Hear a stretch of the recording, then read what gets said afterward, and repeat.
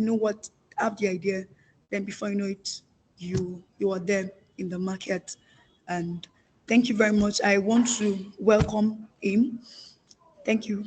So, Mr. Toyeshe, you're welcome. Thank you for joining us this evening. Are you there, sir? Oh, yes. Thank you very much. I'm so excited to be talking to us today, right? All right, you're welcome, sir. In fact, I was kind of feeling like am I the one that is Bukola is really introducing right now. I'm being new to myself. Thank you very much for that good introduction. You're welcome, I'm sir. excited to hear from everybody on the call. Some people unmuted my mic and they mention their names and what they do. So, and of course, I understand that we have, let's say, people that are just transitioning to tech space, or we might even have experienced tech professionals on the call. Right? Probably you've been able to learn different tech skills, or you are still in the process of learning. So, what we want to discuss today is to address how challenging or how difficult it is to, get a job right now in the tech market. When people are saying, oh, tech is the new oil, a lot of people are going into tech, go and learn any tech skills, you get a job. Then you see some people learning, trying to become a developer, or otherwise known as software engineers, cybersecurity specialists, data analysts, product managers, digital marketers, and many more like that, right? There are a whole lot of, tech skills you can learn. Probably your learning cycle might be 6 months, 1 year, 3 months, depending on the particular skill you want to pick up. But the honest truth is, as you are trying to transition into tech, which I also did, I studied medical biochemistry, and now I'm a technical recruiter. There are a whole lot of people just like you coming into tech. Nigeria is very interesting. There are some courses that should have been scrapped anyway that we are still learning in Nigeria. Not that they are not good courses per se, but they are not just enough opportunities for such courses. Imagine somebody learning wood tech, imagine somebody learning zoology, imagine somebody learning plants, funny courses like that. When do you want to get a job in Nigeria, right? So a lot of them are now transitioning. Even people that learned, good courses out there and stuff like that. A whole lot of them are now transitioning into, the tech space. And we have a lot of roles in the tech space. So I would like to fill a pause of one or two people. Are we just, learning at, the host, please, there are some people in the lobby, you might want to accept them. I can see some popping of that, some people in the lobby. Okay, so we have, I just want to fill the pulse check. Do we have people that just transitioning into the tech space, or we have some people now that have learned some tech skills and are finding it difficult to get jobs in the tech space? So I will know how to, tailor my job. Bukola, here. Yeah. So what's the class of the majority of people we have in the call? Are these Okay, people we have more people that want to transit into tech Okay, space. okay, thank you so much. Thank you so much. You're welcome. So as much as we are trying to transition in the tech, I laid some foundation and I mentioned there's a whole lot of people also trying to transition into tech. So you're not just the only one. And the honest truth is, I've been a recruiter, a technical recruiter for about 6 years now, before I transitioned from generalist, HR generalist now. And I can tell you for a fact that we have a lot of people, let me say very few experienced people currently working for Nigeria organizations. And we have very much a whole lot of people that are just transitioning into tech. They just finished, some training at the boat, taking some boot camp and stuff like that. Okay, they took some skills and stuff like within 6 months, 1 year, depending on that, waiting to get a job. So the people even at the middle now, and a lot of JAPA has affected a lot of companies.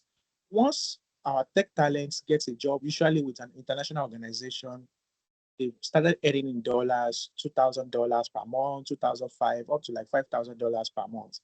The next thing they are thinking about is, I think I can earn more, and they are on the next flights, UK, US, Canada, different European countries. So Japan has really affected a lot of quality skills or quality hours that we have there. They are either working for global organizations or even Japan, right? So we have a whole lot of people now, graduates of different boot camps coming into the tech space. And yes, you might have been told, or you might have found out, probably you have a friend that is a tech professional, and they say, yeah, I work for this organization, I'm being paid $1,500. $1,500 now in Nigeria currency, Naira, is almost 2.8 million naira. And I was just reviewing a stat that says only 3% of Nigerian workforce earns above 200,000 naira in a month.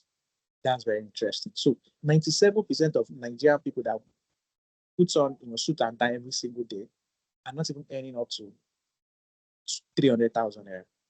That's quite interesting. And the major category of people that are earning above this 200, 300,000 naira are either in tech or oil and gas. That's just the honest truth. Right? They are either in tech or they are in oil and gas. So, and we know oil and gas in Nigeria, you need to know somebody that knows somebody that knows somebody. It is very competitive. However, in tech skills, it is about your skill set. What skill do you have? Do you have the required tech skills to be a success in this on this job? And then nobody really cares about where you're coming from, who your father is, or who your uncle is. Once you are good on the job, you can get the tech skills. So that's why a lot of people are now transitioning to get global skills that will be relevant not only in Nigeria and outside Nigeria too. And you've made the right decision if you are looking at transitioning into the tech space. But the honest truth now is, as much as there's a lot of opportunity to earn good amount of money, even if you are working for a Nigerian company with 3, 4 years of experience of software engineering, you will be earning at least a 500,000 or even up to a million, depending on the company you are working with. Even in fact, as a junior developer, you will be earning at least 300,000, which is easily above the 97% of what 97% of Nigerians are earning. Right? So you make the right decision to say, okay, I want to transition into the tech space. So, but then what you need to put in mind is that there is a whole lot of people also just like you that have taken different courses, they have credits of different boot camps, they are trying to get jobs in the tech space. A whole lot of people. So how do you stand out? How do you navigate the competitive tech job market? So what we want to discuss is what are the strategies to land a tech role. It starts from the choice of skills you want to pick up, right? There are a whole lot of skill sets now that you have so many people there. And I know, what we do currently in this company is that we take, different, software engineering, data analysis, product managers, and many more like that. So you need to determine or decide, assess your skill sets, your primary skill set. For software engineers, they're usually nerds, or let me say geeks. These are people that they don't do a lot of social life and stuff. Of course, yes, they enjoy themselves, they have good social life, work-life balance. But these are people that can sit down for a long hour writing codes. When they say they are writing codes, computers, works in under the computer language is zeros and ones. So it's not always very interesting writing.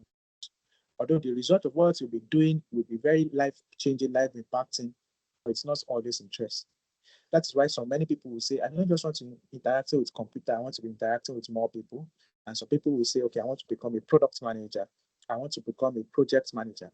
I want to become a product manager, marketing manager, or digital marketing manager, as the case may be, right? So then you need to marry your skill set now. Probably you're a people person, you want to ensure that you are going to learn a test skills that is related to that is relevant to the skill set you already have. Probably you are somebody that likes play like the mathematics or the analysis and stuff like that. They might pick up a data science or a data analysis skill, right? So it starts from the kind of skill set you want to have. So it starts with the kind of skill sets you want to have. That is number one thing you need to understand. When you now identify the skills that you want to have, you need to pay good attention, especially during the boot camp And the best way to learn is when you have somebody that is teaching you, somebody that has been there, done that is teaching you. And I'm very sure in this organization, right, at Marites Knowledge, consulting, this is the right place to people that have been people that will be your tutors are people that have been there, done that. These are people currently working in that role, and they will be in the best place to say, okay, these are the things to learn, these are the things not to learn. Because in my experience, when you say, okay, I can always learn on Udemy, I can always learn on what do we call it, on different learning platforms on my own, and I can watch some YouTube videos. This learning that you'll be having are not coordinated learning. Imagine somebody wants to be a mechanic and he's saying, I will be watching YouTube videos to become a mechanic. Then I will go and buy, a scrap car and I'll be practicing on my own. That is just a recipe for failure. You would extend your learning curve. But then when you go to a mechanic shop and somebody that's been a mechanic is now teaching you, okay, these are the things you need to learn. These are the learning parts. And you now learn with the mechanic for about a year or two. It is easier for you to become a professional than saying you're going to be buying scrap and you'll be learning on yourself. So at Marriott Consulting, you have the right opportunity to be involved in a boot camp, or let me say a coordinated learning. So you will not be learning skills that's already outdated. Because the interesting thing about the 10 skills is that what is very in vogue today, in the next 2 months might be obsolete. Just like we kept learning about DeepSeek, DeepSeek just launched about 2 weeks ago. And OpenAI, Gemini, and all of those co-pilots has been the AI that's been out there. And then DeepSeek launched and blew everybody away, right? That is how interesting it is. So imagine you want to become an AI developer, right? So, and you are trying to learn on your own, and you are trying to learn the model of something like ChatGPT or Copilot or Gemini. Not that they are not functional, but DeepSeek has already come and has blown everybody away. So, and you don't know that because you're not in the industry, you don't have that knowledge. It will be a very big challenge for you. You will have spent 6 months, 1 year into learning a language, or let me say a skill set that's not more in vogue, that is no more needed in the market. So if you are joining an organization like Mara Consulting, it is a very good opportunity for you to have a coordinated learning. Very, very good opportunity to have a coordinated learning. Don't forget, the first thing I mentioned is that you have you marry your skill set to the relevant test skills you want to join or you want to learn. So you make sure you are the right fit to learn such skill sets. I don't see any reason why if you are not a numbers person or you're not somebody that is very analytical, learning data analysis, you'll be very frustrated. If you're a people person, you enjoy, relate talking to people, you can pick up skills like tech skills, you can pick up skills like product management, you can pick up skills like digital marketing. These are people relating, people facing kind of, roles. If you are somebody that is like a nerd, you you can put in a lot of long hours doing the same thing over and over, repetitive tasks. They can say, okay, I want to become a software developer, software engineering. But the honest truth is that you can make a whole because why are people even transitioning into tech is that they want a career that they can develop in 5, 10 years and they want to get paid good money. And in all of these roles, some of these roles I've mentioned, you can get paid good amount of money. The second thing I mentioned is that you should learn from an organization like Mara Consulting, which gives you an opportunity to learn in a coordinated learning. Somebody that's been the best way to learn is to learn from people that have been there done that. So, if you're taking advices from people that have not done what you're looking to do before, you're only wasting your time blinking in the dark. It is very important that you learn from people that have been there done that. So now, when you now learn from people that have been there done that, the next thing you now need to have at the back of your mind is be industry specific. From the moment you are learning to become a product manager, from the moment you are learning to become a software engineer, you should have an industry or a sector you are targeting, right? You should have a sector or an industry you are targeting.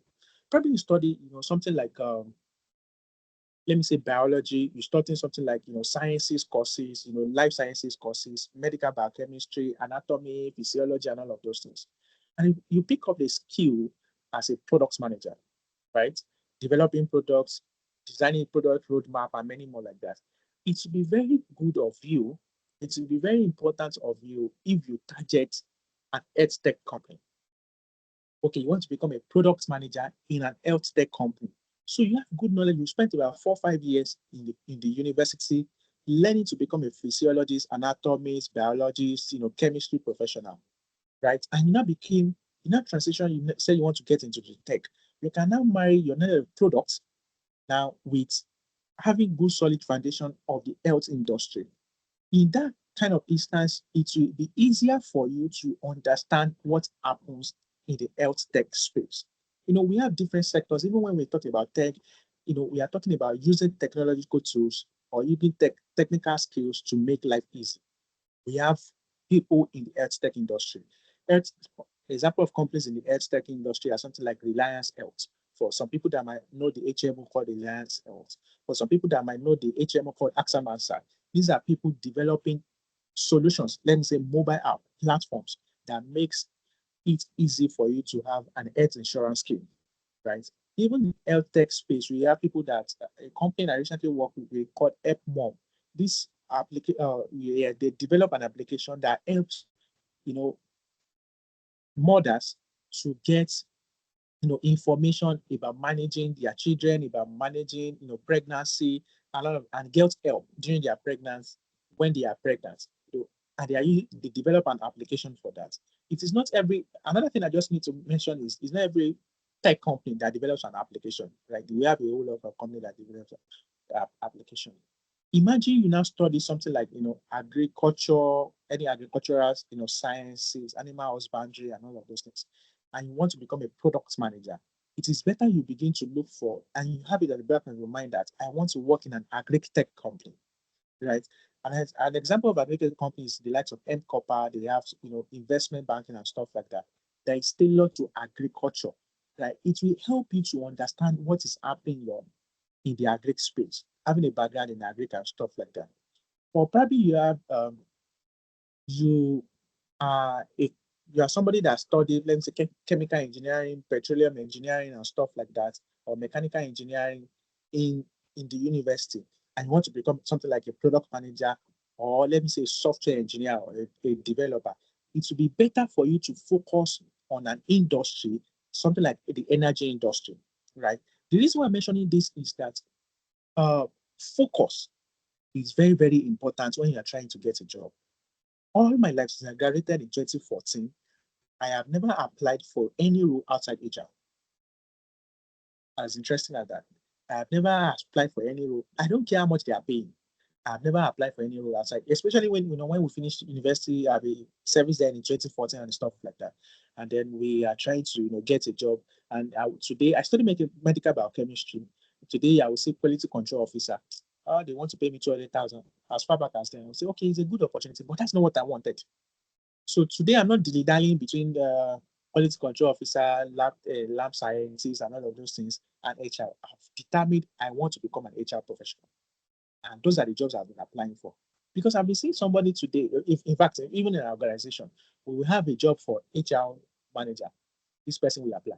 We have a job for junior developer. This person will apply. We have a job for digital marketer. This person will apply. They are not focused. The reason why I'm saying you should have industry that you want to focus on is because it will help you understand and learn everything that happens in that industry. And I started from an hospitality industry, then I transitioned into a tech company, right? I have right now, I don't know how much they want to pay me. I'm really not interested in it or in getting a job outside the tech company. Oil and gas, except it's a tech company that is playing in the oil and gas industry. Yes, then I can go. But if it is not a tech company, probably a general, oil and gas company and stuff like that, I'm not really interested.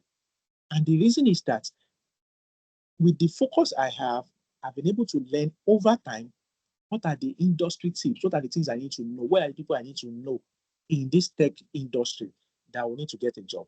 And since I started working about 10 years, more than 10 years ago, I have never been out of job for more than 4 months. Yes, I've never been out of job for more than 4 months. Career-wise, it's not a linear job. You can get an organization that you can work in that organization for 10, 15 years, but it's not always like that. but I've never decided, okay, I want a job or been out of job. Probably I said, okay, it's that time to change a job. I've never been out of job for more than 4 months. And the reason is that I am focused on a specific industry. Because when you're trying to get a job, you are trying to change three things. Number one is that you are trying to change your role, probably from a recruiter, a product manager, to, let me say, a quality control officer or a cybersecurity specialist. You are trying to change your role. The second thing you are trying to change is your company. Now, you can change your role in the same company, right? But you can try to change your role in a company.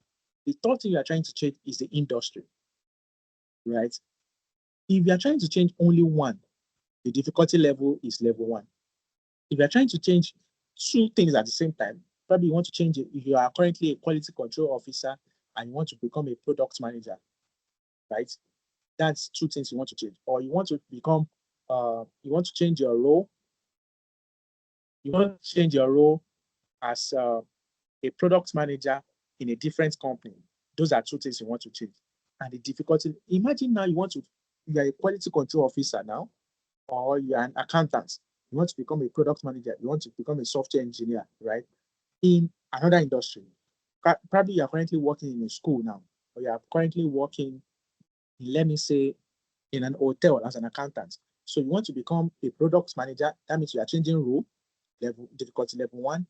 You are changing the company you are working, difficulty level two, and you are changing the industry in a tech company, in an health tech company, difficulty level three. It is usually very hard. Very, very hard when you are trying to change three things at the same time. So it is better you focus on changing two things at the same time, right? So now the next thing you now need to do is, like I said, is focus on industry. You focus on a specific role. This is what I want to become: a product manager, a cybersecurity specialist, a data analyst in an health tech company, in an agri tech company, in a construction company, in an e-commerce company, in an API, a company that develops API and the likes. So when you are now focused on that, the next thing now is your projects. You see, the tech space is not about I have 10 years, 15 years experience. It is about what have you done before.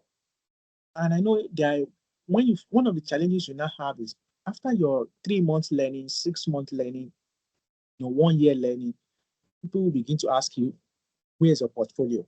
Where's your projects? Right? So you now need to pay good attention when they are saying work on this project, your capstone project. When Marriott Consulting is teaching you and say, okay, we are having my capstone project. Capstone project pretty much means, like just like you did projects in school to test your knowledge that you've been learning in the last 3 months, 6 months, or 1 year. Take it very seriously. Take it very seriously. Because it is that project you now go out there and say, okay, I've worked on this project before. These are the things I did on this project. It was a group project, but this is the part I played individually.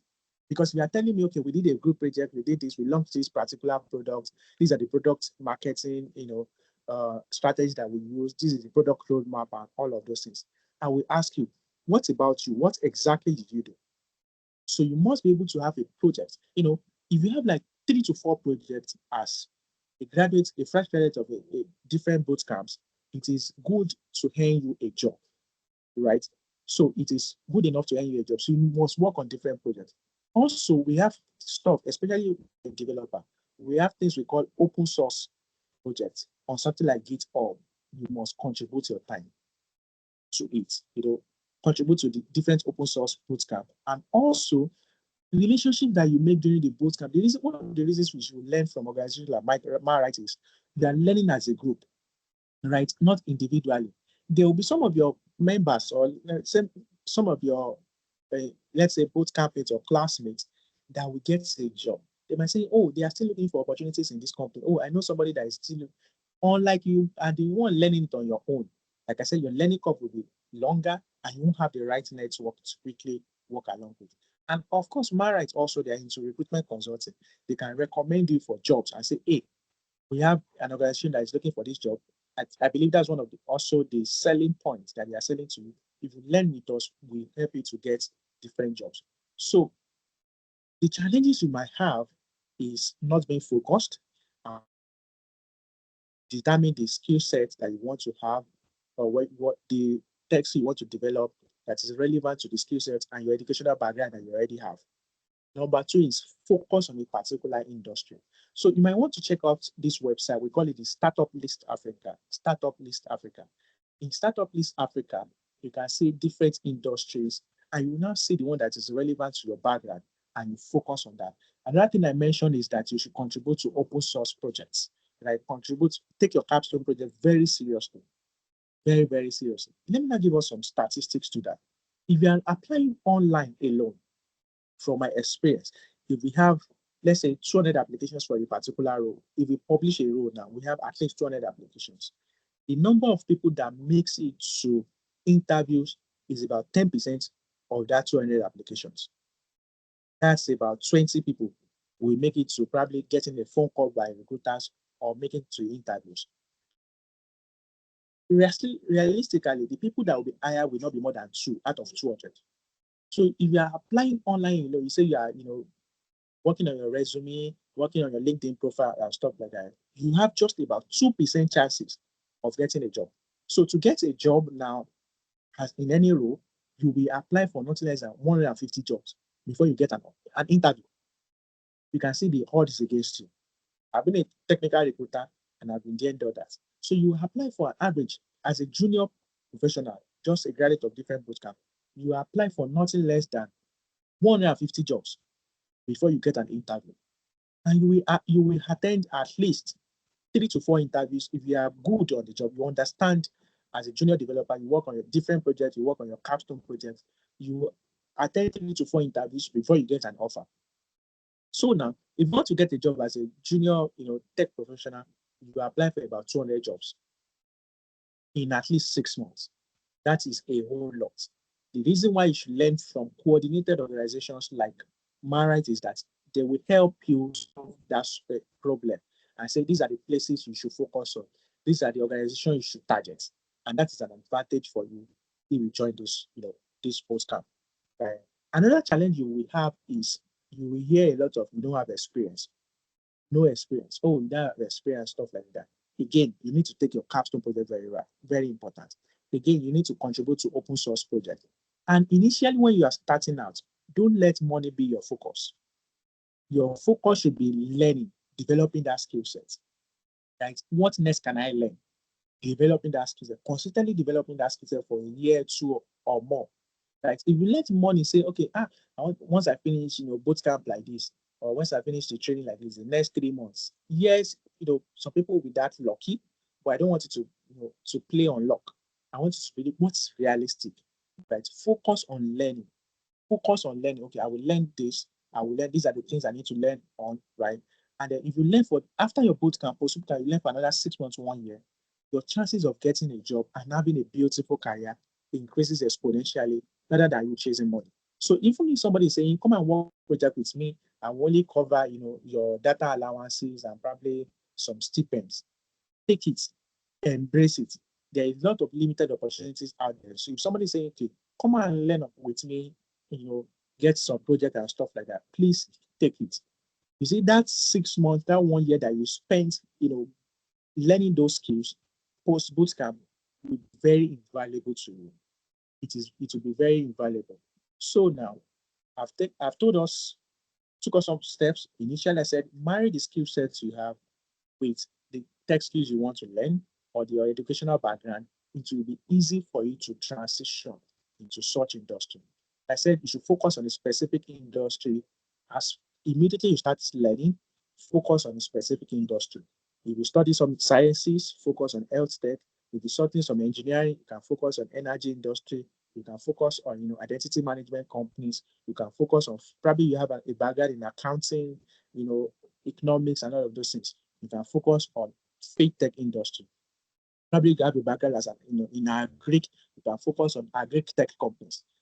And I mentioned Startup List Africa will give you a list of companies that you can target, reach out to their HR professionals, reach out to people currently working on those jobs, reach out to recruiters in those companies to get a job. Another thing is learn from a coordinated, boot camp, just like Marite is doing. It will save you a lot of time. You have good network to, to work with during your learning. It helps you to learn together as a group, like a classroom. It you'll be learning from people that have been there, done that, experienced people in this field, right? Another thing I mentioned is that you should take your capstone project very important, and you should contribute to open source projects. Also, post bootcamp and every one of those things, make sure you are focusing initially on skills, learning, learning. If you learn post bootcamp for another 1 year, your chances of having a beautiful career, getting good jobs, even international jobs, increases exponentially rather than focusing on money. In fact, begin to look for people, okay, can I work with you, even if you not pay me, right? They will give you opportunity to learn. And when you learn very well, you have the skill set they are looking for, can definitely get jobs in the next 1 year, in the next 6 months, post bootcamp. So I think I have about 5 minutes left. Do we have any questions for me before we call it a time?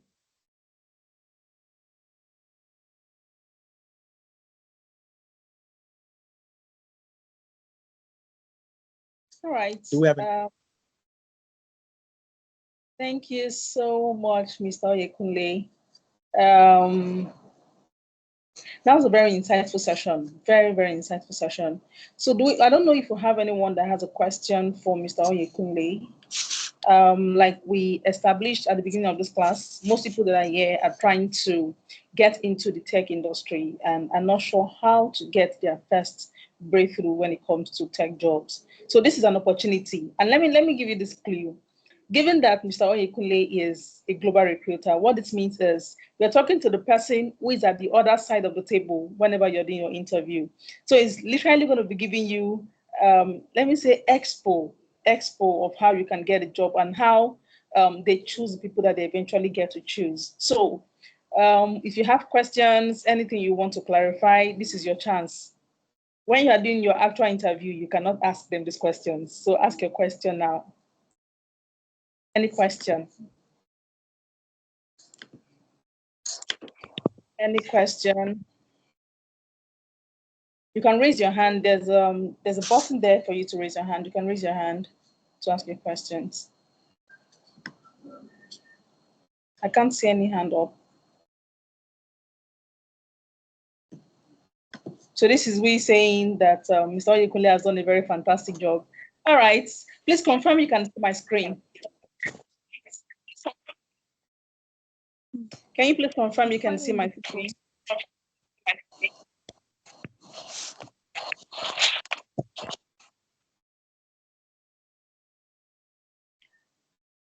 Can anyone hear me on this call? I feel like I'm talking to myself. All right, Lawa, Yes, I see your hand. I hear you. We can hear you loud and clear. Yeah.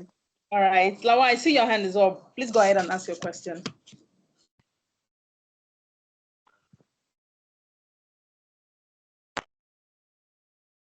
Lawa, are you there? Or was the hand raising a mistake? All right, so I take that to be a mistake. I will proceed into what we have.